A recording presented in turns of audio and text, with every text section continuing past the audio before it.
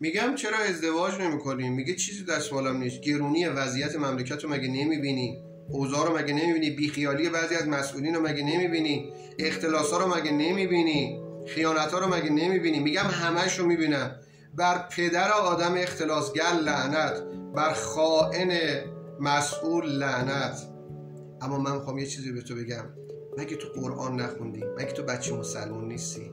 قرآن چی میگه؟ قرآن میفهمد در سوره مبارکه نور آیه 32 و انکحوا الایام منکم. آی پدرها، آی مادرها، چرا باید الان حرف از ازدواج سفید باشه تو جامعه ما بین دختر و پسرای ما؟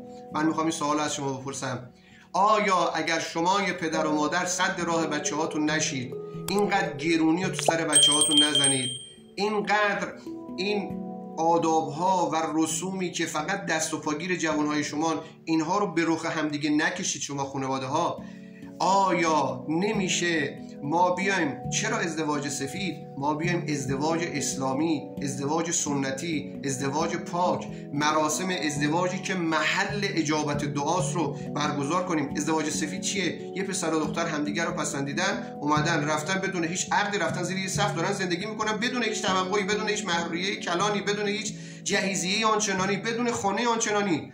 پدر و مادر شما نمیتونید ازدواج اسلامی سنتی پاک بی توقع داشته باشید؟